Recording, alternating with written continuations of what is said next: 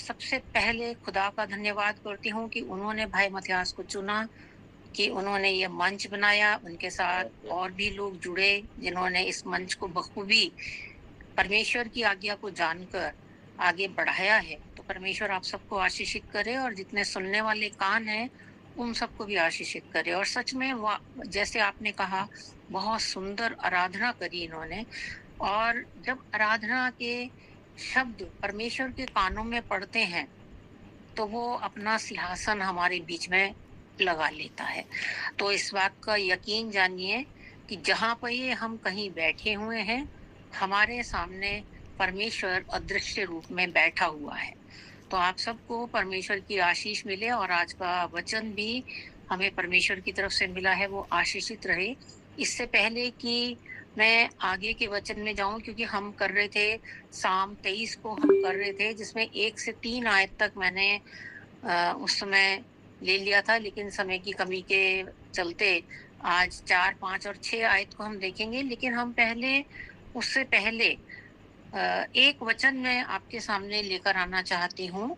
एक घटना है जो कि मत्ती के 17वें अध्याय में 14 से लेकर 21 तक, 14 पद से लेकर 21 पद तक मिलती है, जिसमें कि एक गूंगे के अंदर दुष्ट आत्मा थी, मिर्गी आती थी उसको। एक लड़के के अंदर मिर्गी आती थी और वो गिर पड़ता था बार-बार। और उसका पिता जो था, उसको चेलों के पास लेकर आया था और चेलों ने बहुत कोशिश करी, पर वो उसको ठीक नहीं कर पाए। और फिर जब वो आए, यीशु मसीह से उन्होंने पूछा कि ऐसा क्या था कि भई जो हम इसको निकाल नहीं सके। 19वीं आयत में कहते हैं वो, तब चेलों ने एकांत में यीशु के पास आकर कहा, हम उसे क्यों नहीं निकाल सके? उसने कहा, अपने विश्वास की घटी के कारण, क्योंकि मैं तुमसे सच कहता हूँ, यदि तुम्हारा विश्वास राई के दाने के बराबर हो, तो इस पहाड़ से कह सकोगे यहाँ से सरक कर चला जा, तो वो चला जाएगा। और उसके आगे की आयत हम देखेंगे, जहां पर ये लिखा हुआ है, पर यह जाति बिना प्रार्थना और उपवास के नहीं निकलती। तो आप लोग क्या सोचते हैं कि इस आयत के अंदर, इस वर्ष के अंदर यीशु ने क्या कहा कि यह जाति बिना प्रार्थना और उपवास के नहीं निकलती? क्या ये उसमें इसने यीशु मसीह ने कोई दुष्ट आत्मा के प्रकार बताए हैं? नहीं प्रियो, उसने कोई दुष्ट आत्मा के प्रकार नहीं बताए। ये जाति जो है, ये हमारे अविश्वास को और हमारी डर को जाहिर करती है। हमारा अविश्वास, जो हम हमारे अंदर एक ये बात आ जाती है कि अरे, ये काम होगा कि नहीं होगा, ये कार्य हो पाएगा कि नहीं हो पाएगा, नहीं नहीं हमसे नहीं हो पाएगा, अच्छा नहीं शायद हम कर लेंगे। शायद का शब्द और जो डर की आत्मा है, ये दुष्ट आत्माएं हमारे अंदर बैठ जाती हैं। और यीशु मसीह ये कहता है कि ये दोनों दुष्ट आत्माएं हमारे अंदर से बिना प्रार्थना और बिना उपवास के नहीं निकलेंगी। तो यहाँ पर किसी भी तरह की कोई दुष्ट आत्मा नहीं, जो हमारे अंदर डर है, अविश्वास है, उसको निकालने के लिए यीशु मसीह ने कहा कि तुम उपवास और प्रार्थना करो, तब तुम सक्षम हो जाओगे। क्योंकि उसी से ऊपर पहले लिखा हुआ है कि ये तुम्हारे अविश्वास के कारण हुआ, कि तुम्हारे अंदर राई के दाने के बराबर भी विश्वास नहीं था। तो हमें इस तरह के जब मिनिस्ट्री चलाते हैं और जब हम प्रार्थनाएं करते हैं कि रोगियों को चंगा करना है या दुष्ट आत्माएं निकालनी है, उससे पहले हमें अपने आप को शुद्ध करना होगा। हमें अपने आप को, अपने अंदर वो विश्वास भरना होगा प्रार्थना और उपवास के द्वारा, कि अब हम ये काम करने के लिए सक्षम हैं। ऐसा नहीं है कि नहीं कर सकते, क्योंकि वचन भी ये कहता है कि अंत अंत के दिनों में बहुत बड़े-बड़े चमत्कार होंगे। यहाँ तक कि यीशु मसीह ने ये भी कहा था कि मुझसे बड़े चमत्कार करोगे।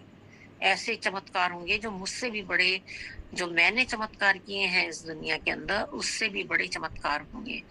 तो आप और मैं प्रार्थना करेंगे, उपवास करेंगे कि हम लोग को परमेश्वर इस आत्मा का दान दे और हमारे अंदर से डर और अविश्वास की आत्मा को निकाले। तो आइए हम अपने वचन की तरफ चलते हैं, जो कि साम 23 में, भजन संहिता 23 में। बहुत सारे लोगों को याद होगी, मुंह जुबानी याद होगी ये। तो संडे स्कूल में जाते हैं तो ये भजन और 121 भजन ये जो है ये सिखाया जाता है। बिल्कुल हमारे टिप्स के ऊपर रहता है, उँगलियों के ऊपर रहता है, यहोवा मेरा चरवाहा है, मुझे कुछ घटी ना होगी। जल्दी-जल्दी हम बोलते हैं जैसे हम अब ये हमारे पिता की दुआ को बोलते हैं। और हम समझ नहीं पाते कि इसमें परमेश्वर कहना क्या चाहता है। तो हमारे को 3 आयतों का जहाँ पे कि ये थी, यहोवा मेरा चरवाहा है, मुझे कुछ घटी ना होगी, वो मुझे हरी-हरी चराइयों में बैठाता है, वो मुझे सुखदाई जल के झरने के पास ले जाता है, वो मेरे जी में जी ले आता है, धर्म के मार्गों में वो अपने नाम के निमित्त मेरी अगुवाई करता है। इन तीनों के बारे में परमेश्वर ने हमें काफ़ी रेवलेशन दिया, जो कि पहली वर्ष थी यहोवा मेरा चरवाहा है। हमें वचन से ये पता चला कि हमारा जो यीशु मसीह है वो एक अच्छा चरवाहा है, क्योंकि उसने भेड़ों के लिए अपनी जान दी। और दूसरी वर्ष ये थी कि भई मुझे हरी-हरी चराइयों में बैठाता है। हरा रंग जो कि एक जीवन का प्रतीक होता है, वो नए जीवन का प्रतीक है। और यही वायदा उसने हमें प्रकाशित वाक्य के 9वें अध्याय के 4थे पद में भी दिया है कि अगर ये हरा रंग हमारे अंदर रहेगा, मतलब वचन हमारे अंदर रहेगा, तो परमेश्वर का ये वायदा है कि हम जीवित वृक्ष की तरह हैं अगर, और हमारे अंदर हरा रंग है, तो कोई भी टिड्डी यानी कोई भी आपदा जो कि अंतिम दिनों में आएगी, अगर ये अंतिम युग हमारे सामने आया तो हमारी कोई हानि नहीं होगी। उसके बाद आगे था कि वो सुखदाई जल से हमारी आंतरिक देखभाल करता है, हमारे आत्मिक जीवन को चलाता है। वो हमारी आत्मा को अपने वचनों के साथ आगे लेकर चलता है। जब हमारे अंदर वचन आ जाता है तो हम परमेश्वर के पुत्र बन जाते हैं, जैसा कि रोमियो 8 उसकी 14वीं आयत में लिखा हुआ है।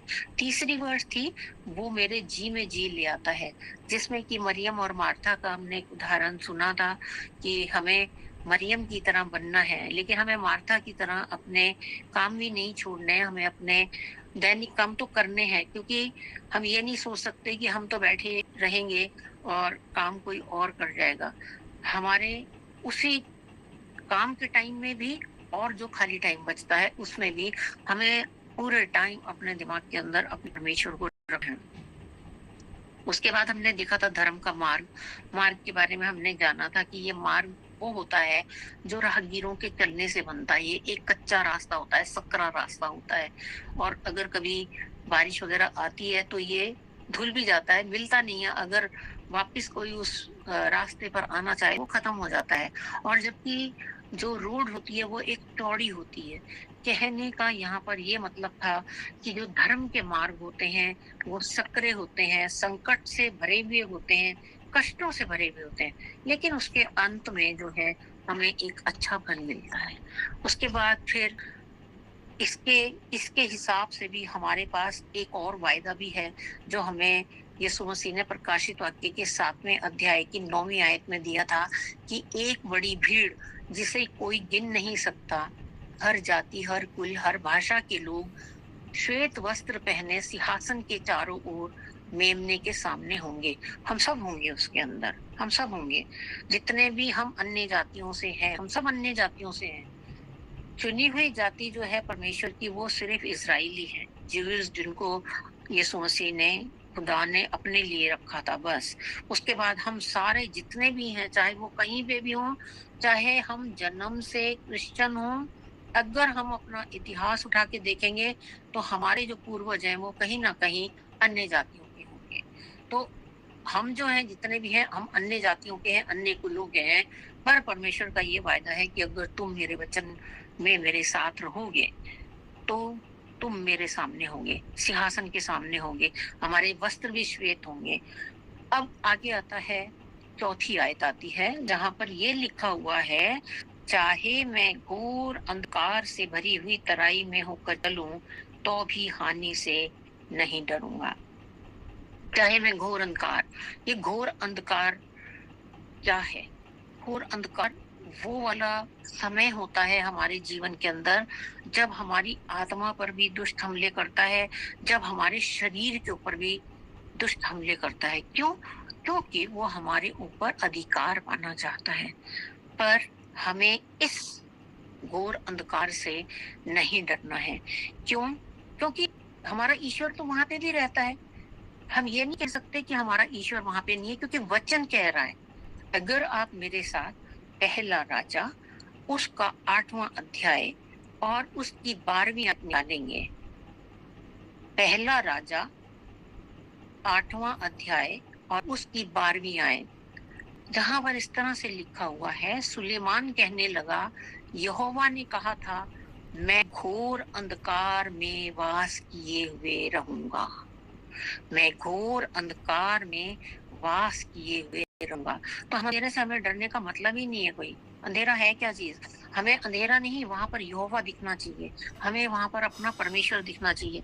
हमारे ट्रायल्स हैं, हमारे अंदर हमारे ऊपर सताव आ रहा है, हमारे ऊपर दुख आ रहे हैं, हमारे ऊपर परेशानियां आ रही हैं, हमारे ऊपर कर्ज आ रहे हैं, हमें घटी हो रही है, उसमें भी हमें अपने परमेश्वर की ओर ही ध्यान करना चाहिए। हमें अपने परमेश्वर को कर्ज नहीं करना चाहिए कि परमेश्वर तू कैसा परमेश्वर है जिसके कारण हमें ये सब घटियां हो रही हैं, हमारे को ये सब कमियां हो रही हैं। परमेश्वर हमारा बहुत महान है। वो शैतान जो है वो हमारे ऊपर इस तरह की चीजें डालकर हमें हमारे परमेश्वर से अलग करना चाहता है, लेकिन हमें ये नहीं करना है। भजन संहिता 18, भजन संहिता 18 और उसकी 10वीं आयत। पिछली बार जब मैंने करा था तो बहुत एक भाई थे जो बड़ी जल्दी जल्दी आयतें डाल रहे थे, मैं उनका धन्यवाद करती हूँ, शायद वो आज किसी कारण से जुड़े नहीं है।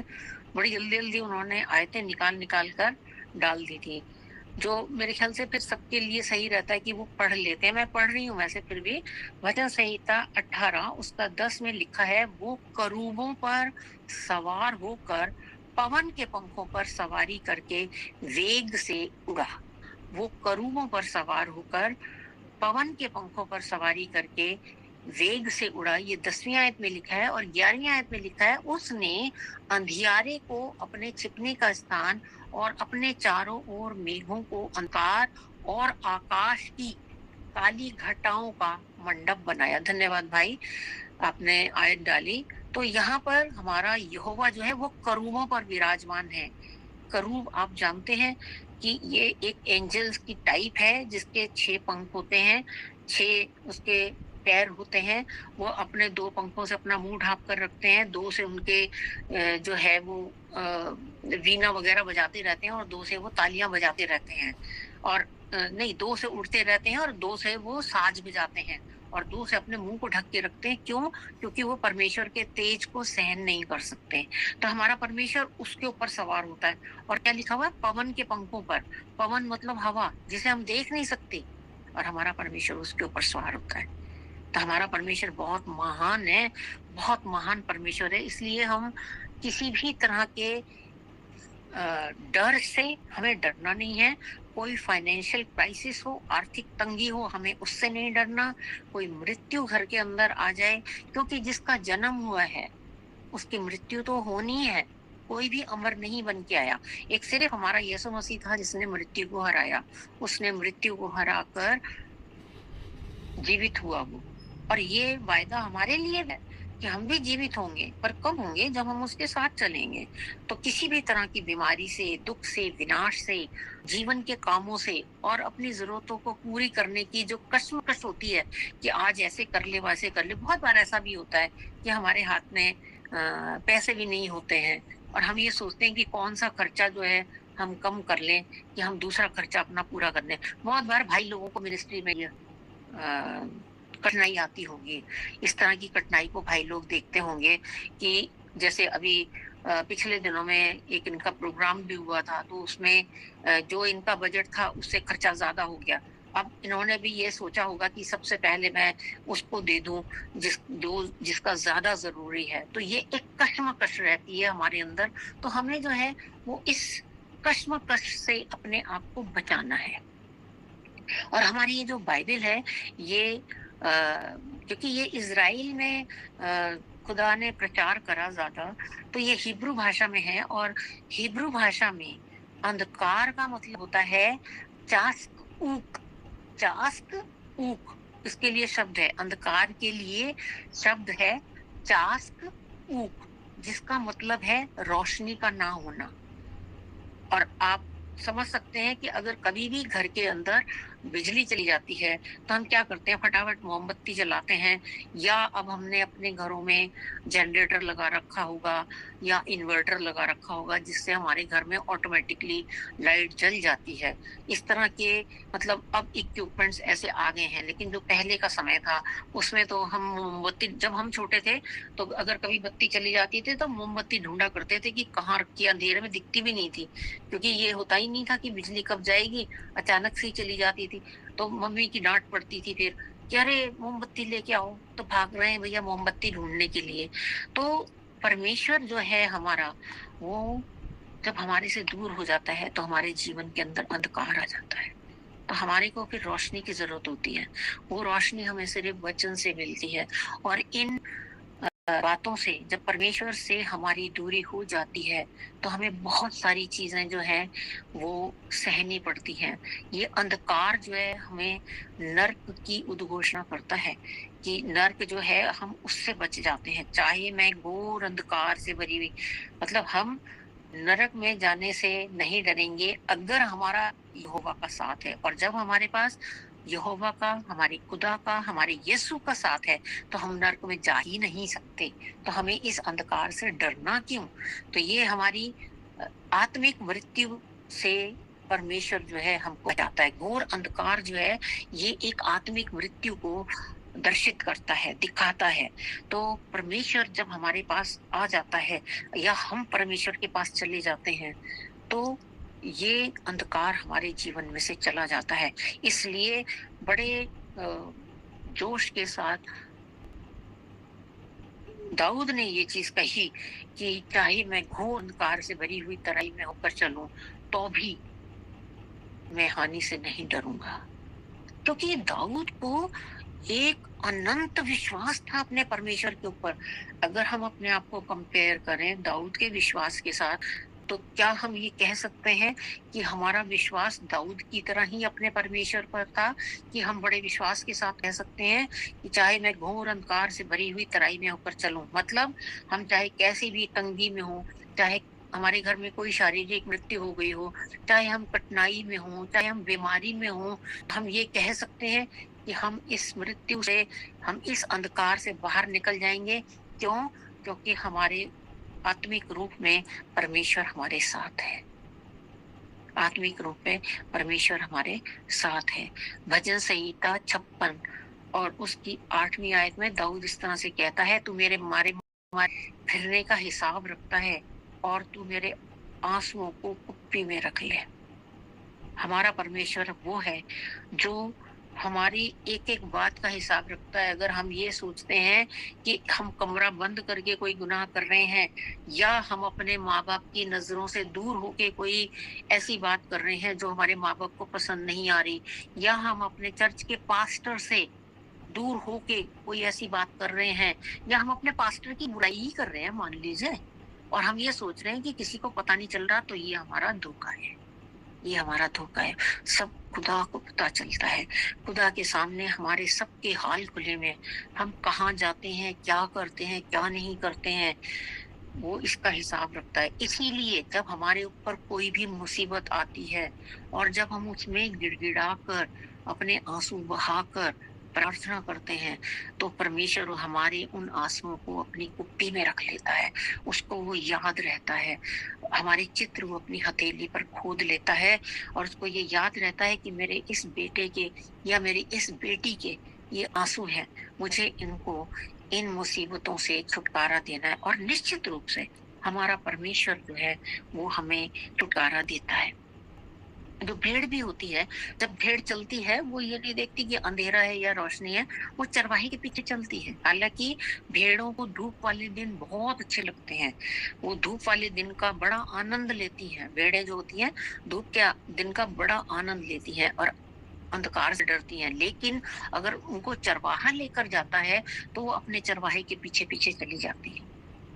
इतना उनको अपने चरवाहे के ऊपर विश्वास है। हमें भी अपने चरवाहे के ऊपर विश्वास है, क्योंकि हमारा यहोवा शामा है। हमारा यहोवा शामा है। अगर आप यहेजकेल और उसका 48वां अध्याय और उसकी 35वीं आयत में निकालेंगे, 35वीं आयत को निकालेंगे तो वहां पर ये नाम लिखा हुआ है। ये तब की बात है जब इजराइलियों को बेबीलोन ने अपनी बंधुआई में ले लिया था। लेकिन तब जब पहले तो फिरे भी थे, पहले क्या हुआ था कि इजराइलियों की ये आदत थी कि जब इनको अच्छा भोजन और शांति से रहने को मिल जाता था ना, तो ये यहोवा को छोड़ देते थे और दूसरे देवताओं के पीछे लग जाते थे। तो बहुत खुदा बाप को नाराजगी हुई, तो उसने क्या करा कि इजराइल को बेबीलोन के अधीन कर दिया कि लो तुम जाओ, इसकी बंधुआई में रहो। फिर इनको याद आया कि अरे अगर हमारा खुदा हमारे साथ होता तो हमारे साथ ऐसा नहीं होता। तब ये रोते हैं, गिड़गिड़ाते हैं और ये कहते हैं कि हमारा यहोवा शामा है, हमारा यहोवा शामा है। और यहोवा शामा का मतलब होता है लॉर्ड इज देयर, वहां पर खुदा है। वो कहता है कि हम चाहे बंधुआई में हो, तब इजराइली ये वाली बात कहते हैं कि चाहे हम बंधुआई में हो पर फिर भी हमारा खुदा यहाँ पर हमारे साथ है। हमारा यही विश्वास होना चाहिए कि हम चाहे किसी भी परिस्थिति में क्यों ना हो, हमारा खुदा हमारे साथ है। चाहे हम कितनी भी कठिनाई में क्यों ना हो, हमारा खुदा हमारे साथ है। अब इसमें एक शब्द और आया हुआ है हानि से, तो भी हानि से ना डरूंगा। हानि, ये हानि क्या होती है इसको आप देखेंगे जरा, मत्ती 6 अध्याय की जो 13वीं वर्ष है, इंग्लिश में देखना पड़ेगा। ये जब मत्ती के 6 अध्याय की 13वीं आयत, इंग्लिश में हानि के लिए, बुराई के लिए ईविल वर्ड का यूज किया हुआ है। और जो भजन संहिता 23 है उसके लिए भी यहाँ पर ईविल का वर्ड यूज किया गया है। 23 भजन में भी इस आयत में, चौथी आयत में ईविल का वर्ड यूज है। और जो हम ये हमारे पिता की प्रार्थना करते हैं उसमें भी बुराई के लिए ईविल शब्द का प्रयोग है। ये ईविल जो है ये क्या चीज है? ये बुराई है, ये दुष्ट है, ये शैतान है। और प्रभु जो है हमारा, इसी से ही हमें बचाता है। हमारा प्रभु जो है हमें इसी बुराई से बचाता है। और वो किस तरीके से बचाता है? वो हमारे साथ साथ रहता है, वो हमें अपने वचन से सराबोर रखता है। और सच में कह रही हूँ, ये जो आपका ग्रुप बना हुआ है इसके अंदर मैंने बहुत लोगों को सुना है और बहुत अच्छे अच्छे वचन वो लेकर आते हैं। इतने अच्छे वो आप लोगों को प्रकाशन देते हैं और बहुत बार मैं भी उससे आशीषित होती हूँ। बहुत ही बढ़िया। तो परमेश्वर जो है वो अपनी भेड़ों का ध्यान रखता है कि मेरी भेड़ों को कब, किस चीज, क्या चीज चाहिए, क्या उसके लिए करना है, क्या नहीं करना। तो वो सारी चीजों का वो ध्यान रखता है और समय समय पर वो चीजें देता है। ये जो वचन हमें दिया है परमेश्वर ने, मुझे भी इसका असली अर्थ वाकई में अब पता चला। ये नहीं है कि ये मुझे कोई बहुत पहले से पता था, परमेश्वर ने अब जब ये बताया तब समझ में आया कि वाकई में इसका तो अर्थ ये भी है। मतलब हमारा जो बाइबल है, इसीलिए कहते हैं कि जो बाइबल है उसको कोई समझ नहीं सका है। क्योंकि अगर 100 लोग एक आयत को लिखेंगे, एक आयत को लेके उसके बारे में कुछ लिखना चाहेंगे पवित्र आत्मा की सहायता से, तो उन 100 लोगों की बात बिल्कुल अलग होगी, एक सी बात होगी नहीं। क्यों? रीजन है उसका, ये हमारा जीवित वचन है, इसी को तो जीवित कहते हैं। एक वैसा नहीं है कि जैसा दूसरे ग्रंथ जो होते हैं उसमें एक जो लिखी हुई है लाइनें, वही लाइनें चलेंगी, वही लाइनें चलेंगी, वही लाइनें चलेंगी। नहीं, हमारा तो वचन ही ऐसा है कि अगर इसको 100 लोग अलग तरीके से पढ़ेंगे तो वो उनको अलग अलग रेवलेशन मिलेगा। क्यों? क्योंकि ये हमारा एक जीवित वचन है। हम सबको परमेश्वर का ये धन्यवाद करना चाहिए कि उसने हमें ये जीवित वचन दिया।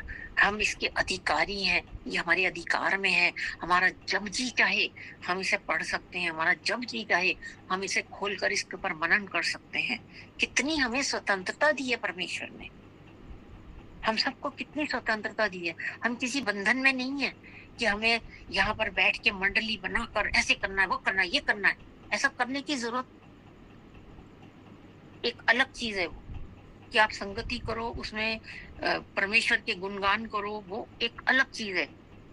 लेकिन हमारा ये वचन हमारे पास पूरे टाइम रहता है, दिन के किसी टाइम, रात के किसी भी टाइम, जब दिल में आए तभी उठा के हम उसको खोल के पढ़ सकते हैं। और पवित्र आत्मा हमारे साथ रहता है। हमारे परमेश्वर ने हम सबको एक एक दूत दिया हुआ है जो हमारी सहायता करता है। आपने पढ़ा होगा, जब आप वचन पढ़ते हैं और सुनते भी हैं, बहुतों में से आपको बहुत लोगों ने बताया भी होगा कि जब यीशु मसीह के ऊपर आखिरी समय आ रहा था तो एक स्वर्गदूत उसे सामर्थ्य दे रहा था कि वो इस कष्ट को सहने पाए। तो परमेश्वर ने हमें भी नहीं छोड़ा, हमारे साथ, सबके साथ। भाई मथियास के साथ भी एक स्वर्गदूत है, और जो भाई अभी आराधना कर रहे उनके साथ भी स्वर्गदूत है, बहन जो आराधना कर रही थी उनके साथ भी स्वर्गदूत है, मेरे साथ भी स्वर्गदूत है, जितने लोग यहाँ पर जुड़े हुए हैं हर एक के साथ एक एक स्वर्गदूत परमेश्वर ने दिया है। जरूरत किस बात की है कि हमें अपने स्वर्गदूत से काम कैसे लेना है, वो हमारे हाथ में है कि हम अपने स्वर्गदूत से कैसे काम लें। चलिए, ये एक अलग विषय है, इसको हम फिर बाद में देखेंगे। कभी खुदा ने मौका दोबारा दिया और परमेश्वर ने इसके ऊपर कोई रेवलेशन दिया तो निश्चित रूप से हम इसमें आगे जाएंगे। आगे चौथी वर्ष को ही देखेंगे। इसका आखिरी भाग जो है बहुत सुंदर लगा मुझे जब इसका प्रकाशन मिला। वाकई में मैंने तो कभी भी नहीं सोचा था कि वो इस तरीके का भी है, जहां पर ये लिखा हुआ है, तेरे सौंटे और तेरी लाठी से मुझे शांति मिलती है। तेरे सौंटे और तेरी लाठी से। हम तो ऐसे पढ़ लेते थे, यूं ही बोल देते थे, लेकिन अब जब ये मिला, सौंटे को इंग्लिश में रॉड कहते हैं, सौंटे को इंग्लिश में रॉड कहते हैं, और जो ये शेपर्ड्स होते हैं इनके पास होती है ये, और ये छोटी होती है थोड़ी, और थोड़ी स्ट्रांग होती है, भारी होती है थोड़ी। और काहे के लिए होती है, अब मैं आपको एक एग्जांपल देती हूँ, आपको उस एग्जांपल से थोड़ा सा समझ में आ जाएगा।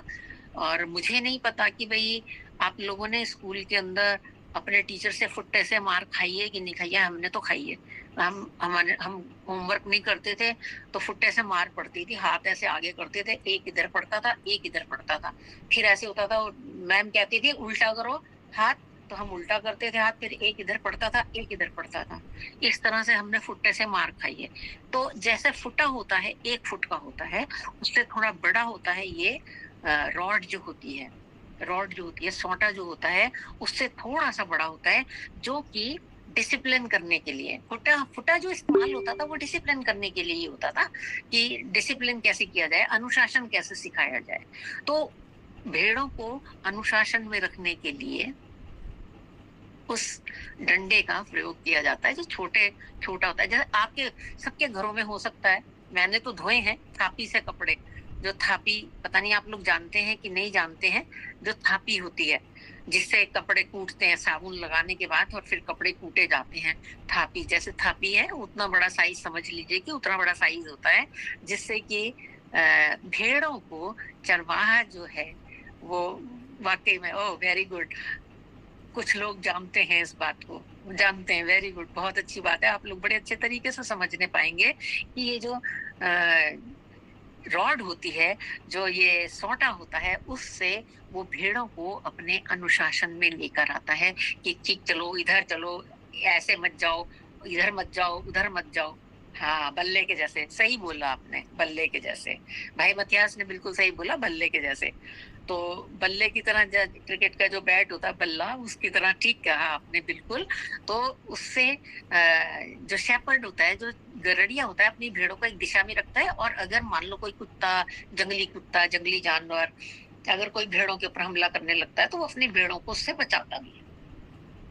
तो ये कुछ हमारे बचपन का भी याद आ गया आज मुझे कि इनको इसको फुटे को बोला जाता था समझावन बुझावन। घर में भी बड़े पढ़ते थे हमारे, जब कोई गलत काम करते थे तो घर में भी पढ़ते थे, समझावन बुझावन लेके आओ, इनको अच्छे तरीके से बताते हैं कि ये ऐसे गलत काम कैसे करे, और ये इस तरीके से, मतलब ठीक है। क्योंकि हमारा नीति वचन जो है ना, निकालिए, बड़ी अच्छी आयत लिखी हुई है नीति वचन के अंदर, नीति वचन 13 उसकी 24वीं आयत। और आप देखिए जितना आजकल हो रहा है ना कि बच्चों को मारना नहीं है, ये नहीं करना, मैं ये कहती हूँ शरीर के ऊपर निशान ना पड़े कोई भी, बस उतना तक तो हमें अब बच्चों के ऊपर अपने छड़ी चलानी चाहिए, क्योंकि वचन भी कहता है, नीति वचन का 13वां अध्याय उसकी 24वीं आयत, बहुत अच्छी आयत है ये। और आज की तारीख में मेरे को लगता है कि माँ बाप को इस आयत की बड़ी जरूरत है। बहुत सही, जो बेटे पर छड़ी नहीं चलाता वो उसका बैरी है, जो बेटे पर छड़ी नहीं चलाता। और ये नहीं है, इसका मतलब ये नहीं है कि भाई बेटियों के ऊपर छड़ी नहीं चलेगी, मतलब बेटियों के ऊपर भी चलेगी। हाँ, बेटों को थोड़ा सा ज्यादा लगाए जाते हैं, बेटियों को थोड़े कम लगाए जाते हैं। बेटियां थप्पड़ से ही मान जाती हैं, और बेटे जो होते हैं वो थोड़ा जरा तख्त जान होते हैं ना, तो उनको थोड़ा ज्यादा करना पड़ता है। तो जब वचन ही यही कह रहा है कि जो अपने बेटे के ऊपर छड़ी नहीं चलाता तो वो उसका बैरी है। तो जब हम अपने बच्चों को ये देखते हैं कि किसी तरह से वो कोई गलत काम कर रहे हैं, तो हमें उनको जो है वो स्कूल्ड करना जरूरी है।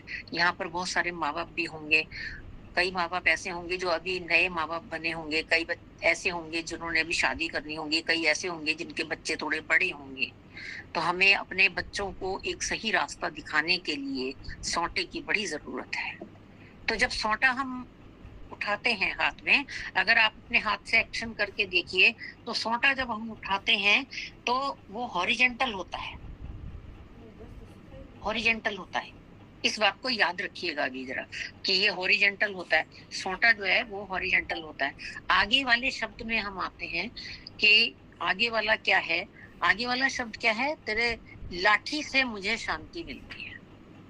अब लाठी क्या है? लाठी जो होती है वो सौंटे से लंबी होती है, सौंटे से लंबी होती है, और उसको पकड़ के ऐसे चलते हैं। देखिए इस तरीके से, जैसे मैंने ये पेन पकड़ा हुआ है ऐसे, और सौंटा ऐसे। ये निशान किसका बन गया? क्रॉस का, क्रॉस का निशान बन गया। सौंटा जो हमें डिसिप्लिन सिखाता है, जो हमें हमारे परमेश्वर के नियमों को, जो कि 1 से 10 तक दिए हुए हैं नियम, उस पर चलने की आज्ञा देता है सौंटा। 1 से 10 तक के नियम पुराने नियम में है, और नए नियम में तो यीशु मसीह ने बहुत ज्यादा कर दिया है। उसने तो छोटी छोटी चीजों के ऊपर ही पहरा बैठा दिया हमारे, कि नम्रता आए तुम्हारे अंदर, तुम्हारा क्रोध जो है वो जल्दी चला जाए, शाम तक ना रहे तुम्हारा क्रोध, और अपने पड़ोसियों से अपने समान प्रेम करो, उनका आदर करो, अपने माता पिता का आदर करो, अपने कर्तव्य पूरे करो। ये सारे डिसिप्लिन जो है ये हमें सौंटा सिखाता है, सौंटा। और परमेश्वर की जब मार पड़ती है ना, तो वो सौंटे से ही पड़ती है। हमें हल्के हल्के सौंटे मारता है ना, जो हमारे को ट्रायल्स आते हैं, जो हमारे ऊपर कष्ट आते हैं, जो हमारे ऊपर मुसीबतें आती हैं, वो इसलिए आती है कि हमें समझ जाना चाहिए कि हमारी गलती कहाँ पर है। तो दूसरी बात मैं आपको ये बता रही थी कि जो हमारा सौंटा है वो हमें, लाठी जो है वो हमें चलने में सहायता करती है, ऐसे करके सहारा देती है हमें, वो सीधी खड़ी रहती है, और सौंटा हमारा आड़ा खड़ा रहता है, और ये निशान बनाता है क्रॉस का, ये निशान बनाता है क्रॉस का। और आप जानते हैं कि क्रॉस क्या है? क्रॉस क्या है? क्रूस के ऊपर यीशु मसीह ने अपनी जान दी। ये दाऊद ने यहाँ पर देखिए पहले ही बता दिया था, प्रोफेसी ऐसे कर दी थी। आप और मैं सच में कह रही हूँ, जब आज ये रेवोल्यूशन ये मिला है ना, तो मैं तब ये समझ पाई कि हमारी बाइबल कितनी गहरी है। हम तो ऊपरी ऊपरी तौर पे पढ़ के चले जाते हैं, लेकिन एक एक शब्द का क्या असर है। कि सौंटा और लाठी का मतलब ये है कि यीशु मसीह जो है वो बलिदान होगा, हमारे लिए अपने प्राण देगा। दाऊद तो बहुत पहले आ गया था यीशु मसीह से। और दूसरा अर्थ है इसका, यीशु मसीह ने जो कहा, अपना क्रूस उठाकर मेरे पीछे हो ले, अपना क्रूस उठाकर मेरे पीछे हो ले। हमारी क्रॉस क्या है? हमारी क्रॉस है कि हमें मसीह पर विश्वास करना है, हमें उसके वचन को पढ़ना है, उसके भजन गाना है, और उसके वचन सुनना है और सुनाना है। कोशिश करेंगे तो हम निश्चित रूप से कामयाब होंगे। हमें अपने समय पर परमेश्वर के लिए बोना भी है, हमें अपने समय में परमेश्वर के लिए बोना भी है। सौंटा और लाठी का बहुत महत्व है। ये दोनों मिलकर क्रॉस बनाते हैं, यीशु मसीह की क्रॉस को बनाते हैं और हमारी क्रॉस को बनाते हैं। और हमें बीज बोने का भी एक उदाहरण यीशु मसीह ने दिया कि बीज बोने वाला था। तो हमें आज अपने समय का बीज बोना है। परमेश्वर का वचन पढ़ने के लिए हमें अपने समय का बीज बोना है। हमें चर्च जाना है, चर्च जाकर हमें अपने बीज बोने हैं। हम जो ये समय देते हैं, चाहे हम यहाँ पर देते हों, सुबह की प्रार्थना में देते हों, शाम की प्रार्थना में देते हों, चर्च में देते हों, ये हमारा एक बीज होता है जो हम बोते हैं। और वहां पर जहां पर भी हम बैठते हैं, हमें अपने सब कान और आंखें खुली रखनी चाहिए, दिमाग हमें अपना खुला रखना चाहिए, ताकि जो वहां पर बोया जा रहा है वो हमारे दिमाग के अंदर आए और हम उसे ग्रहण करें और ग्रहण करके उसके ऊपर चलें। हम बहुत से काम ऐसे कर सकते हैं, जैसे कि अभी मीटिंग्स हुई आप लोगों के यहाँ, मीटिंग्स के अंदर आप अपने श्रम का दान कर सकते हैं। आपका चर्च है, अगर चर्च के अंदर कोई काम करने वाला नहीं है, आप वहां पर काम करवा सकते हैं। अगर आपके पास्टर को किसी चीज की जरूरत है, तो आपके पास आंखें हैं, आपके पास कान है, आप अपने आप समझिए कि आपके पास्टर को किस चीज की जरूरत है। आपके पास्टर को कहना ना पड़े, क्योंकि मैं ये मानती हूँ कि अगर पास्टर कहता है तो वो आपके आगे हाथ फैलाता है, और आप कौन होते हैं जिसके आगे पास्टर हाथ फैलाए? वो तो परमेश्वर का याजक है, वो तो परमेश्वर के वचनों को सुनाने वाला है, तो वो आपके आगे हाथ क्यों फैलाए? आपको अपने आप समझकर, उन चीजों को जानकर कि हमें क्या करना है, हमें अपने परमेश्वर के लिए क्या कार्य करना है। ये जो वचन आज परमेश्वर ने दिया है, ये इसलिए है कि हम अपने आप को तोलें कि हम हैं कहाँ। क्या हम चर्च में जाकर इस परिवार ने ये नहीं करा, ये परिवार उधर नहीं आया था, अरे इसकी लड़की देखो ऐसी है, उसका लड़का ऐसा है, क्या हम ये करते हैं? या हम सच में ही वचन सुनने जाते हैं? क्या हमारे पास्टर को कहने की जरूरत पड़ती है कि आप अपना दशमांश दीजिए, कि आप अपने दानों को बढ़ाइए, कि चर्च का काम पूरा नहीं हो रहा? अगर जरूरत पड़ती है तो निश्चित रूप से हमारे अंदर कमी है, हमें अपनी उस कमी को खत्म करना है। वो हमें कमी जो है खत्म करनी है, बिल्कुल। इस कमी से हमारा कुछ नहीं हो सकता। अगर ये कमी रहती है तो इसका मतलब हमारा फेलियर है, हम अपने बीज बोने में फेल हो गए। तो निश्चित रूप से हमें अपना सोंटा और लाठी, हमें अपनी क्रॉस उठाकर खुदा के पीछे चलना है। आगे देखेंगे, इसमें हम 5वें वर्ष है, तू मेरे सताने वालों के सामने मेरे लिए मेज बिछाता है, तूने मेरे सिर पर तेल मला है, मेरा कटोरा उमड़ रहा है। हम पहले पहला वाला भाग देखेंगे, तू मेरे सताने वालों के सामने मेरे लिए मेज बिछाता है। इस आयत की शुरुआत हो रही है शब्द तू से। तू किसके लिए है? तू तू मेरे सताने वालों के सामने, ये खुदा के लिए है। ये शब्द लॉर्ड के लिए, हमारे खुदा के लिए, हमारे ऑल माइटी के लिए, हाँ, हमारे परमेश्वर के लिए। सिर्फ एक परमेश्वर है जो मेरे सताने वालों के सामने, सताने वाले कौन हो गए? दुष्ट, शैतान, उनके सामने मेज बिछाता है। बहुत बार ऐसे लगता है कि हम जो है वो मांगते हैं परमेश्वर से, हमें लगता है कि परमेश्वर ने हम क्या कर दिया ये, परंतु कुछ टाइम के बाद ना हमको ये समझ में आता है कि ये तो सही हुआ, बिल्कुल सही हुआ, क्योंकि जो हम देख नहीं पाते परमेश्वर उसको पहले से जानता है। और हम जब सताने वाले की बात आती है ना, तो हम अपने आसपास ही देखने लग जाते हैं कि मेरा पड़ोसी, मेरा भाई, मेरा बंधु, मेरा चर्च का मेंबर। हमारी बस सोच इतनी रहती है, ये नहीं है यहाँ पे इनके लिए सताने वाला शब्द यूज नहीं हुआ है, ये तो वर्ल्डली चीजें हैं, थोड़े समय की हैं। ये सताने वाला शब्द जो है वो दुष्ट के लिए इस्तेमाल हुआ है। और आपको ये पता होना चाहिए कि आजकल दुष्ट के पास बहुत ताकत है, क्योंकि बहुत सारी दुष्ट आत्माएं छोड़ दी गई हैं।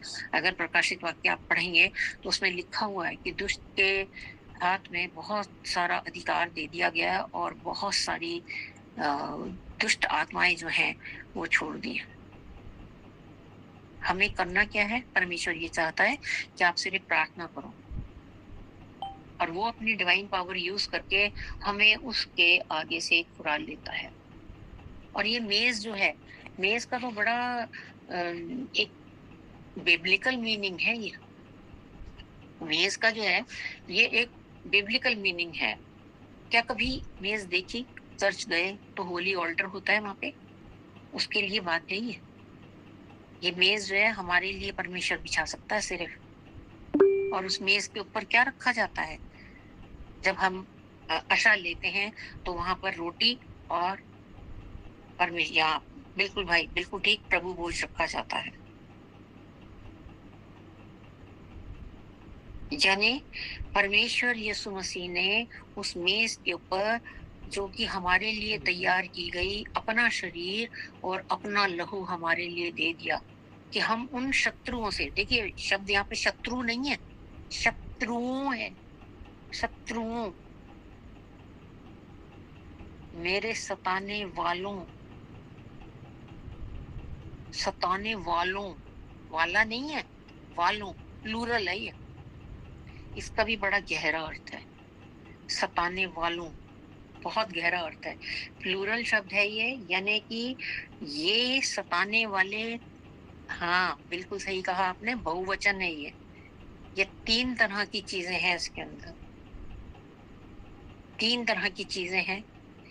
पहली चीज मैं और मेरा अहम, मैं और मेरा अहम। दूसरी चीज शैतान, दुष्ट। और तीसरी चीज ये वर्ल्ड। और इसमें सबसे शक्तिशाली और दुष्ट जो है वो है मैं एम। बहुत बार ऐसे होता है कि हमारी किसी से बात हो जाती है, कोई ना इत्तेफाकी सी हो जाती है, और अगर वो सामने आ जाता है तो हम सोचते हैं मैं क्यों बोलूं, मैं क्यों बोलूं, मैं क्यों बोलूं, मैं मेरा मैं, ये हमारे अंदर रहता है और ये हर वक्त हमारे साथ रहता है, ये हमारा साथ कभी नहीं छोड़ता। सबसे दुष्ट हमारा शत्रु यही है, मैं अहम। ये दिखता भी नहीं है किसी को, पर रहता पूरे टाइम साथ है। दूसरा है शैतान, दुष्ट।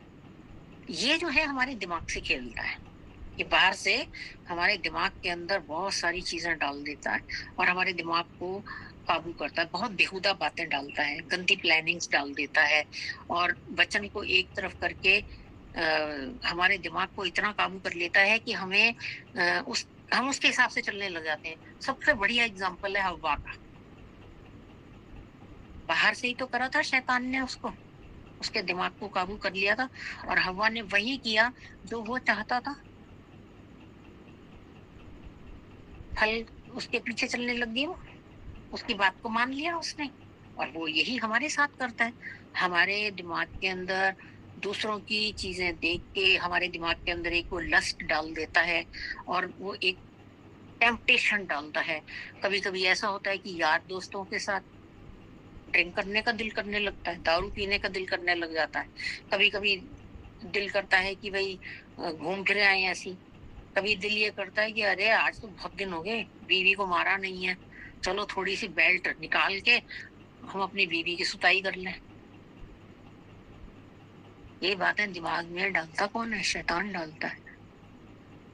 ये हमारे मन को भटका देता है। और इन सब में, फिर कह रही हूं मैं कि इन सब में जो खतरनाक है वो है मेरा अहम, मैं। पहला तिमोथियस उसका 6वां बाब और उसकी 5वीं आयत, पहला तिमोथियस उसका 6वां बाब और उसकी 5वीं आयत। जब शैतान हमारे ऊपर काम करता है ना, तो हमारा यही हाल हो जाता है। यहाँ पर इस तरह से लिखा हुआ है, जिसकी बुद्धि बिगड़ गई वो सत्य से विहीन हो गए।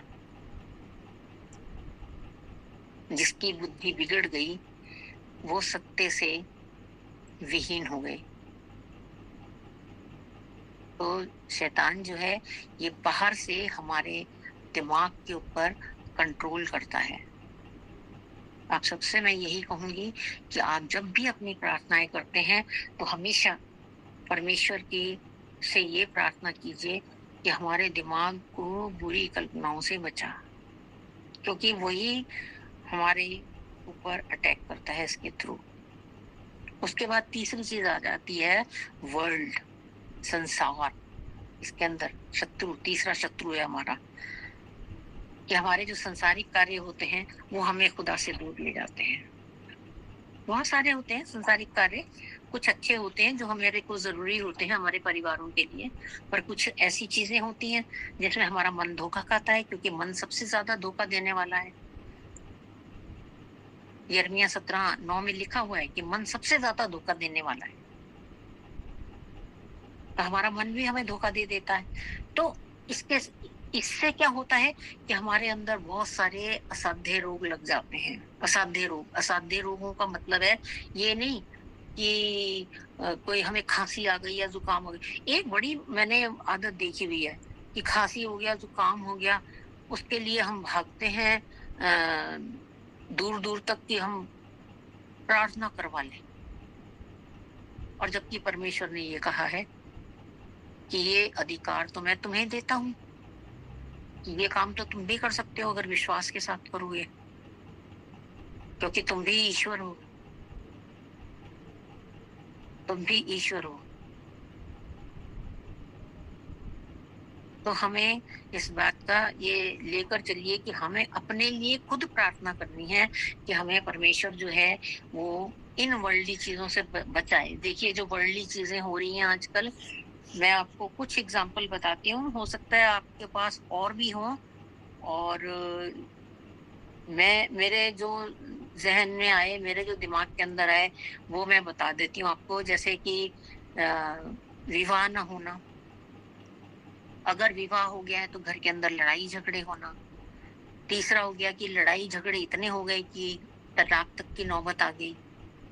चौथा हो गया कि भी बच्चे जवान हो गए हैं तो वो अपने माता पिता का अनादर कर रहे हैं। पांचवा ये हो गया कि भाई माँ बाप से बात लड़ाई हो गई तो घर छोड़ के भाग गए। छठा ये हो गया कि कोई लड़का लड़की एक दूसरे को पसंद कर रहे हैं, माँ बाप नहीं मान रहे तो वो घर से भाग गए। सातवां ये हो गया कि अरे हमारे माँ बाप हमारी जो है वो इच्छा पूरी नहीं कर रहे तो हम आत्महत्या कर लेते हैं। कर्ज हमारे ऊपर चढ़ गया। ये सब जो है ये दुष्ट आत्माएं हैं। आप इनके नाम ले लेकर प्रार्थना किया कीजिए। अगर आपके चारों तरफ इस तरह की कोई भी बात हो रही है तो आप ऐसे प्रार्थना मत करिए कि दुष्ट आत्मा को, आप ये को परमेश्वर कर्ज की दुष्ट आत्मा से हमें छुटकारा दे। और परमेश्वर देगा, निश्चित रूप से देगा, क्योंकि वो यही तो चाहता है कि आप नाम लेकर उसे कहें। अब बहुत सारी चीजें हैं, बहुत सारी चीजों में तो हमारी प्रार्थना कमजोर हो जाती है ना। फिर आप एक विषय को पकड़िए, उसको पूरे टाइम बोलते रहिए, आप उसको क्लेम करिए, घर के अंदर चलते फिरते उठते बैठते क्लेम करिए कि परमेश्वर मेरे लिए ये अच्छा करने जा रहा है। अगर मान लीजिए किसी के पास नौकरी नहीं है, आप बोलिए कि परमेश्वर मुझे नौकरी देने जा रहा है, परमेश्वर मुझे नौकरी दे रहा है, परमेश्वर मुझे नौकरी दे रहा है। हर वक्त बोलिए। आपको चलते फिरते बोलना है। आपको मैं तो ये कह भी नहीं रही कि कहीं पे घुटने टेक के बैठ जाओ या कहीं पे जाके प्रार्थना करो या इधर जाओ या उधर जाओ। नहीं, चलते फिरते बोलिए, अपने काम करते रहिए, अपने मन में बोलते रहिए कि परमेश्वर मेरे लिए ये काम कर, और वो होगा, निश्चित रूप से होगा। हमें यही तो विश्वास दिखाना है अपने परमेश्वर को।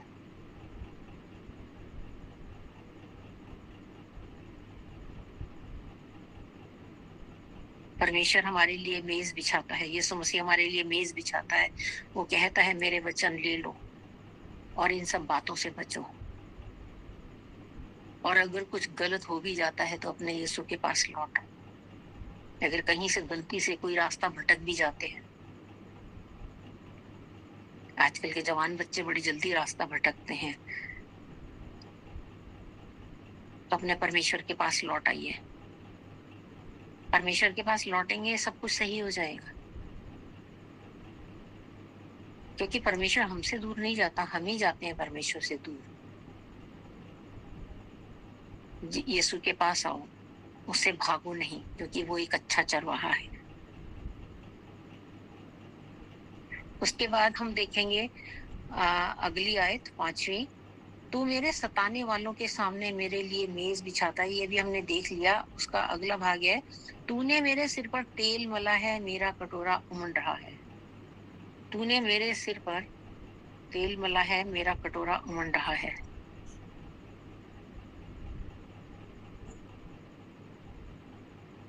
ये दर्शाता है बैप्टिज्म को। यीशु मसीह ने हमारे लिए द्वार खोल दिया कि तुम मेरे नाम से बपतिस्मा लो, तो तुम्हें परमेश्वर के संतान होने का अधिकार है। अगर ये ना होता, यीशु मसीह ने हमें ये अधिकार ना दिया होता, तो हम कभी भी ये प्रार्थना नहीं बोल पाते, हे हमारे पिता जो तू स्वर्ग में है। हम क्यों बोल पाते हैं ये प्रार्थना? हमारे और भी दूसरी गैर जाति के लोग भी तो हैं, क्या वो बोल पाते हैं ये प्रार्थना? हम बोल पाते हैं। क्यों? क्योंकि हमने बैप्टिज्म लिया है, हम अपने यीशु मसीह के पास हैं और हम परमेश्वर की संतान बन गए। जब हम परमेश्वर की संतान बन गए, तो हमारा कटोरा उमड़ रहा है। मतलब कटोरा उमड़ने का मतलब कि हमें आशीषें मिल रही हैं।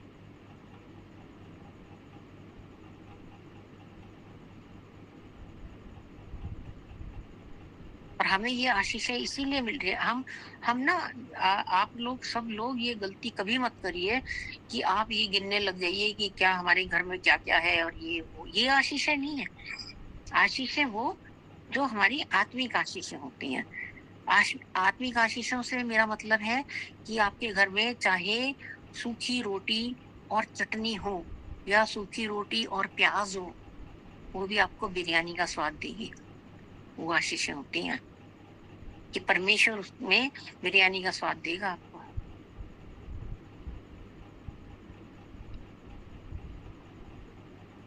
तो हमारा परमेश्वर कुछ भी कर सकता है, तो ये तो बहुत ही छोटी सी चीज है, क्योंकि उसने यूहन्ना के 7वें अध्याय और उसकी 38वें आयत में कहा है। यूहन्ना का 7वां अध्याय और उसकी 38वीं आयत, जो मुझ पर विश्वास करोगे उसके हृदय में से जल की नदियां, जीवन के जल की नदियां बह निकलेंगी। जीवन के जल की नदियां बह निकलेंगी। तो जब हम बैप्टिज्म लेके उसके पास आ जाते हैं, तो हमारा कटोरा उमड़ेगा, आशीषें उमड़ेंगी और सब कुछ बदल जाता है। सब कुछ बदल जाता है। जब हमें आशीषें मिलती हैं, सब कुछ बदल जाता है। सबसे पहले क्या होता है कि हमें घमंड आने लग जाता है। वही नहीं करना, हमें घमंड ही नहीं करना। जब हमें आशीषें मिलती है ना, उसको बांटना है सबके साथ। आप अपनी आशीषों को जितना बांटेंगे, उतना परमेश्वर आपको और आशीषित करेगा। और फिर वहां पर जब आप अपनी आशीषों को किसी के भी साथ बांटते हैं, तो वहां पर आपके अंदर वो वाली डर की आत्मा नहीं होनी चाहिए, अविश्वास की आत्मा नहीं होनी चाहिए कि अगर आज हम अपनी आशीषें किसी के साथ बांट लेंगे तो कल हमारा क्या होगा। इस चीज का बहुत ध्यान रखना है। उस वाली आत्मा को पहले मारना है, दुष्ट आत्मा जो हमारे अंदर है, जो डर की और अविश्वास की दुष्ट आत्मा है। तभी हम अपनी आशीषें और लोगों के साथ बांटने पाएंगे। अब तूने मेरे सिर पर तेल मला, ये तो बड़ी एक अच्छी सी चीज है। इसका तो अनुभव आप लोगों को भी होगा। मुझे बड़ा ध्यान आता है कि जब हम छोटे थे, तो मेरी मम्मी कटोरी के अंदर वो ले लेती थी नारियल का तेल कि मेरे सिर पे लगा दे। और फिर वही मैंने अपनी बेटी के साथ करा कि मैं भी बोलती थी इसको मेरे सिर में तेल लगा दिया, तो कितना आराम मिलता है सिर में तेल लगाने से। तूने मेरे सिर पर तेल मला है। परमेश्वर हमें अपने वचनों से आशीष देता है। और यहाँ पर न जो है वो तेल का एक उदाहरण यहाँ पर इसलिए लिया गया क्योंकि दाऊद जो है वो गरड़िया था। अब गरड़िए जो होते हैं अपनी भेड़ों की देखभाल कैसे करते हैं? ये क्या होता है कि इनकी जो भेड़ें होती हैं, इनके नाक के अंदर कुछ कीड़े घुस जाते हैं। नाक के अंदर ना कीड़े घुस जाते हैं और वो जैसे कीड़े अंदर, अब इनके पास ना तो हाथ होते हैं ना कुछ होते हैं, ये अपने ऐसे ही झटक पाते हैं नहीं, उसमें से कुछ तो निकल जाते हैं, तो कुछ फिर भी अंदर जाके वो अंडे दे देते हैं। अंडे देके और इनको वो इरिटेशन होती है। तो जब वो सिर को ऐसे ऐसे ऐसे ऐसे ऐसे करके झटकती हैं, तो वो गरड़िया क्या करता है कि इनकी नाक के अंदर ना तेल डालता है। वो तेल डालने से फिर वो कीड़े जो होते हैं ना, जब ये नाक को ऐसे ऐसे करके झटकती हैं तो वो तेल के साथ वो कीड़े बाहर निकल आते हैं। बहुत अच्छी चीज है ये जो परमेश्वर ने मतलब मुझे समझाई है। एक बात तो ये कि नाक के अंदर तेल डाला, नाक से कीड़े बाहर निकल आए। दूसरी बात ये कि जो भेड़ें होती हैं उनके अंदर जो मेल वाले होते हैं ना, जिनके सींग होते हैं, वो एक दूसरे से लड़ते हैं और लड़के वो अपनी बादशाहत को दिखाना मांगते हैं कि भाई मैं तुझसे ज्यादा वो हूँ और तू मेरे से कम है। तो वो उनसे एक दूसरे को चोट लग जाती है, तो वो कभी जो चोट लग जाती है तो उसमें भी वो तेल को लगाते हैं।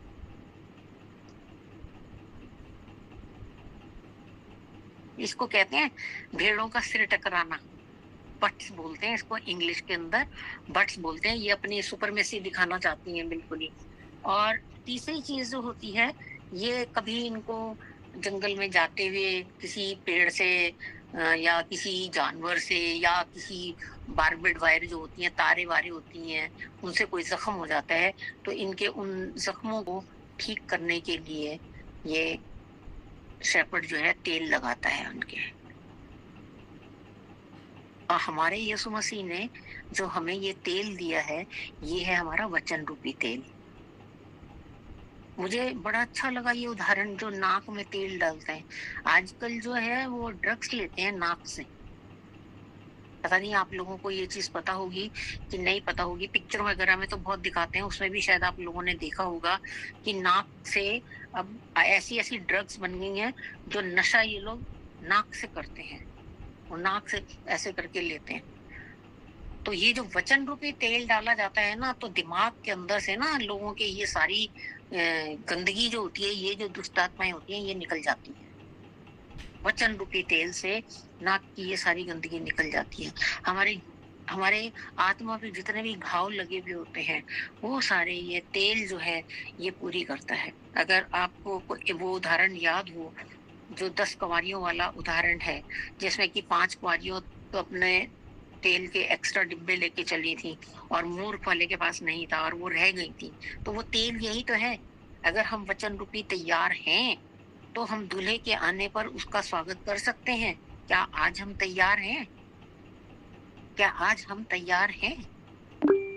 बड़े सारे क्वेश्चन है इसके अंदर कि इस 23वें अध्याय ने, शाम के 23वें अध्याय ने हमारे लिए बहुत सारे प्रश्न छोड़ दिए कि क्या हमारे लिए, हमारे पास ये चीजें हैं, क्या हम ये कर सकते हैं कि अगर आज यीशु मसीह आ जाए तो हम ये वचन रूपी तेल लेके तैयार हैं कि खुदा बाप आप आ गए, हम आपके सामने उपस्थित हैं, आप हमें अपने साथ ले चलिए।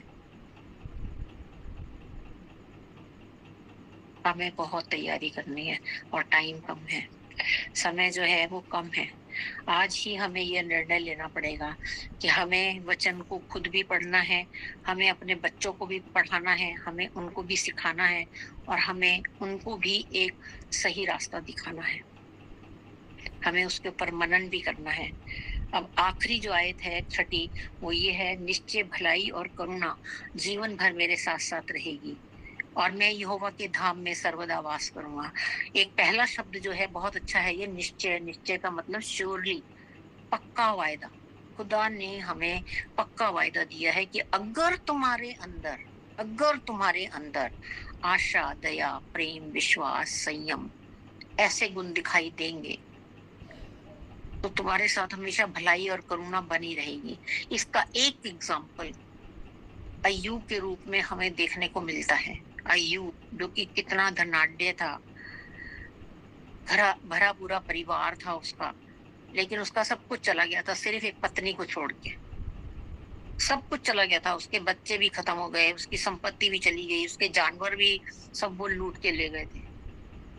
परमेश्वर से वो फिर भी नहीं हटा। ऐसा करके उसने अनंत आशीषें पाई। अब हमारी बारी है, अब हमारी बारी है। परमेश्वर वो आशीषें देने के लिए तैयार है। हमें सिर्फ पापों से बचना है, क्योंकि पाप की मृत्यु तो पाप की मजदूरी तो मृत्यु है। हमें उन पापों से बचना है, हमें मृत्यु में नहीं जाना। हमारे परमेश्वर का वरदान है हमारे साथ। हमें अनंत जीवन चाहिए, और वो अनंत जीवन हमें मिलेगा तो हम यहोवा के धाम में सर्वदा वास करेंगे। यानी यहोवा के धाम, धाम का मतलब हेवन। हम यहोवा के हेवन में हमेशा रहेंगे, उसके साथ रहेंगे, क्योंकि इसका भी वायदा खुदा बाप करके गया, यीशु मसीह करके गया इसका वायदा हमारे से। जब वो ऊपर जा रहा था, ऊपर जाने के लिए था उसका, तो उसने ये कहा था कि मैं जा रहा हूँ, मैं वहां पर तुम्हें लेकर जाऊंगा, मैं तुम्हारे लिए जगह तैयार करने के लिए जा रहा हूँ। इसके लिए मैं पढ़ूंगी आपके सामने। यूहन्ना का 14वां अध्याय निकाल लीजिए, उसकी दूसरी और तीसरी आयत पढ़ो। यूहन्ना 14 और उसकी दूसरी और तीसरी आयत। बहुत अच्छी आयत है ये, तो परमेश्वर का वायदा है। ये हम अपने बाइबल को अगर पढ़ें तो हमारे को सब चीजें यहीं पे मिल जाएंगी।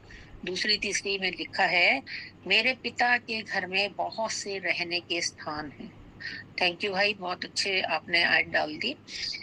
मेरे पिता के घर में रहने के बहुत से स्थान हैं, यदि ना होते तो मैं तुमसे कह देता, क्योंकि मैं तुम्हारे लिए जगह तैयार करने को जाता हूँ। यानी उसने वो जगह तैयार करने के लिए जाने के लिए हमारे लिए अपने क्रूस के ऊपर अपनी जान दी।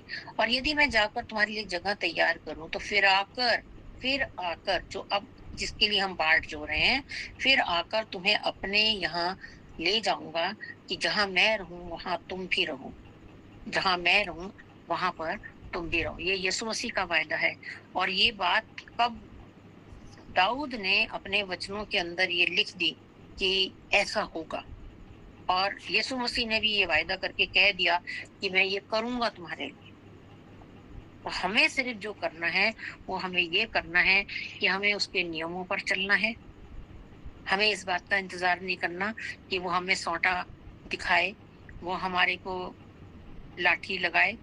हमें उसके वचनों पर चलना है, जो हमें यीशु मसीह ने वचन दिए हैं, हमें यीशु मसीह ने नियम बताए हैं, हमें उन नियमों का पालन करना है, ताकि हमें अनंत जीवन मिले। क्योंकि यहाँ पर जहाँ पर यीशु मसीह हमको लेकर जाएगा, वहां पर सिर्फ अनंत जीवन होगा। वहां पे मृत्यु नहीं होगी, सुख ही सुख होगा।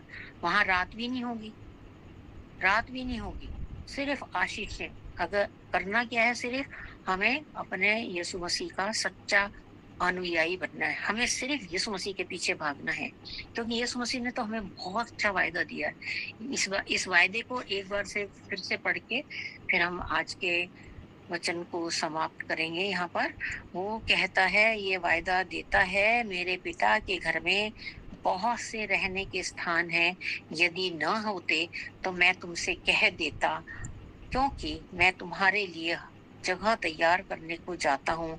और यदि मैं जाकर तुम्हारे लिए जगह तैयार करूँ तो फिर आकर तुम्हें अपने यहाँ ले जाऊंगा, और जहाँ मैं रहूं वहां तुम भी रहोगे। सच में आज हमें यह सीखने को मिला कि हमें अपने आप को किस तरीके से इस संसार में बचाना है। वचन रूपी तेल से हमें अपने आप को सराबोर करना है, ताकि जब यीशु मसीह आए तो हम उसके साथ जाएं। परमेश्वर आप सबको आशीष